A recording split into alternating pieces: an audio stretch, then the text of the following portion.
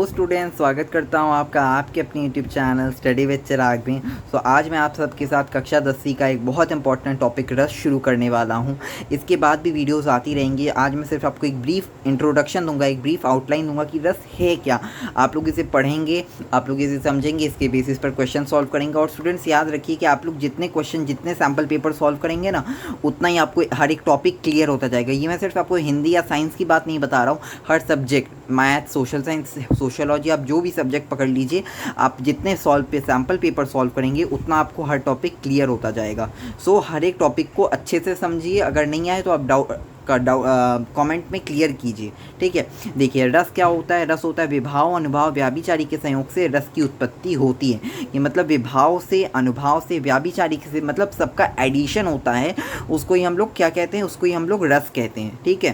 साहित्यिक आनंद को भी रस कहते हैं। ये भी हमारी एक परिभाषा होगी कि साहित्यिक आनंद को हम लोग रस कहते हैं। देखिए, मैंने आपके लिए साइड में लिख कर रखा है, जिस प्रकार रस को जीवा यानी जीभ पर रख के ही हम लोग रसवादन, यानी कि अगर आप जूस पीते हैं तो आप उसका जब तक उसे पिएंगे नहीं तब तक आपको मैंगो जूस या किसी भी जूस का टेस्ट कैसे समझ में आएगा। तो उसी प्रकार जब साहित्य का पान करने के लिए रस को समझना बहुत ज़रूरी है। जैसे आप जानते होंगे, ठीक है स्टूडेंट्स, तो क्या बोला जाता है, जब तक आप उसे अपने मुंह पर नहीं रखेंगे, जब तक उसका टेस्ट नहीं करेंगे तो कैसे आपको समझ में आएगा। तो देखिए, रस का सूत्र क्या है, ये बहुत इंपॉर्टेंट है, मैं इसे लिख देता हूँ। देखिए, क्या रस का क्या सूत्र है? विभावानु व्याभिचारी संयोगादि निष्पत्ति, यानी विभाव प्लस अनुभाव प्लस व्याभिचारी के संयोग से रस की निष्पत्ति होती है, रस की उत्पत्ति होती है। ये बहुत इंपॉर्टेंट है, याद कर लीजिएगा कैसे भी करके। उसके बाद देखिए, स्थायी भाव क्या होता है? स्थायी भाव होता है प्रत्येक मनुष्य के अंदर 9 स्थायी भाव होते हैं। प्रत्येक मनुष्य के अंदर कितने प्रकार के स्थायी भाव होते हैं? 9 प्रकार के स्थायी भाव होते हैं। देखिए स्टूडेंट्स, स्थायी भाव क्या होता है? स्थायी भाव होता है आपका प्रधान भाव, यानी कि मुख्य, क्या इंपॉर्टेंट है, वो होता है आपका स्थायी भाव। देखिए, प्रत्येक मनुष्य के अंदर 9 प्रकार के स्थायी भाव होते हैं, ठीक है। 9 प्रकार की वासना होती है, वासना के रूप में स्थित होती है, ठीक है। स्थायी भाव जो है सुप्तावस्था में होती है। मनुष्य के जन्म लेते वक्त कुछ सुप्तावस्था में, देखिए लिखा है कि कुछ भाव जो होते हैं वो सुप्तावस्था में होते हैं, जो धीरे धीरे जागृत होते हैं। धीरे धीरे उनमें मतलब वो धीरे धीरे जागृत होते हैं, एक तरह से धीरे धीरे एक बार जागते हैं, वो सोए होते हैं। जब अवसर आते हैं तभी वे स्थायी भाव जागृत होते हैं। स्थायी भाव क्या होता है? प्रधान भाव होता है, और जब समय आता है तभी वो जागते हैं। बस इतना जानकर रखिए। अब ये जो हैं आपके, ये रस प्रस्तुत जो है रस के अंग हैं, और जो भेद हैं वो देखिए, श्रृंगार रस और भी जो प्रकार के रस हैं वो भेद हैं आपके। देखिए क्या है, विभाव क्या होता है? विभाव होता है का भाव जागृत हो, कारक कारण के कारण, मतलब किसी कारण से वो भाव जागृत हो।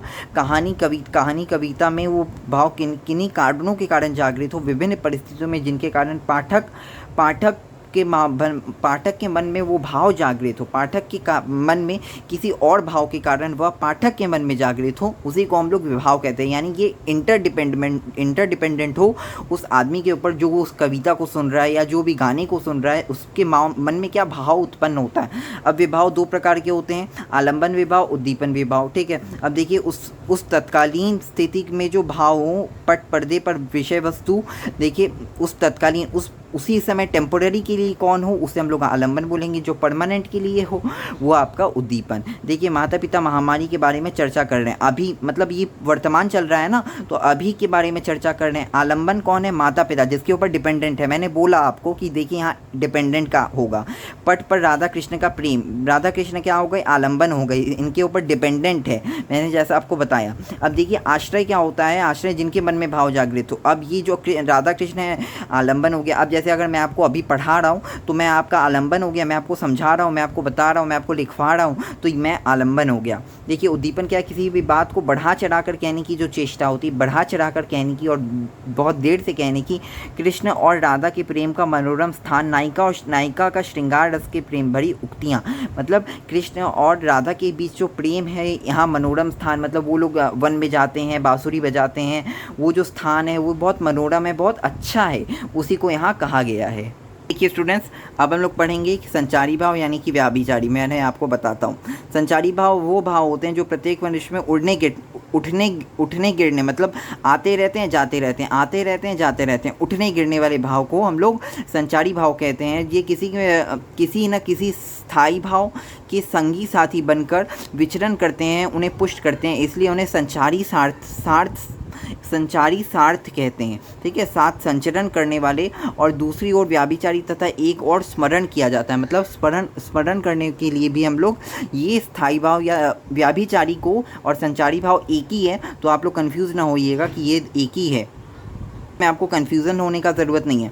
अब देखिए, आचार्यों ने इसकी संख्या कितनी बताई है? आचार्यों ने इसकी संख्या 33 बताई है। ठीक है, ये बहुत इंपॉर्टेंट क्वेश्चन है, ये CBSE 1 मार्क का क्वेश्चन है, यहाँ इंपॉर्टेंट लिख देता हूँ आप सभी के लिए। देख रहे हैं आप लोग मेरे वीडियोस को देखते हैं तो कितना अच्छा मैं आपके लिए CBSE 1 मार्क का क्वेश्चन भी ला देता हूँ।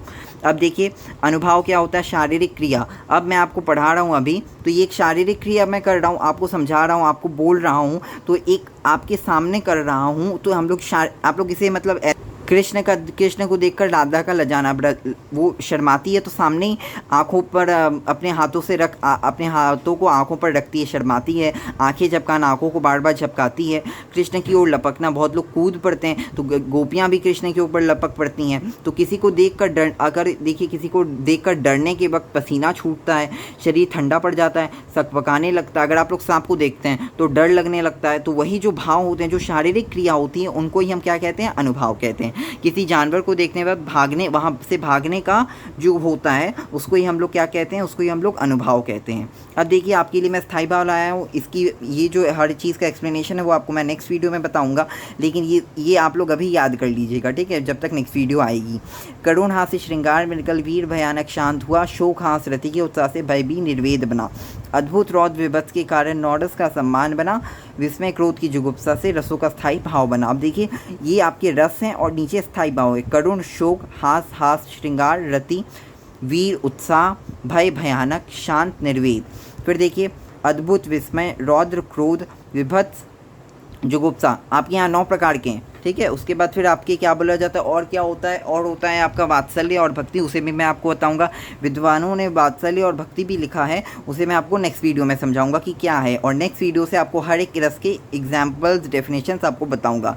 So stay updated with me students, and for further updates do like, subscribe, share my channel. Thank you so much.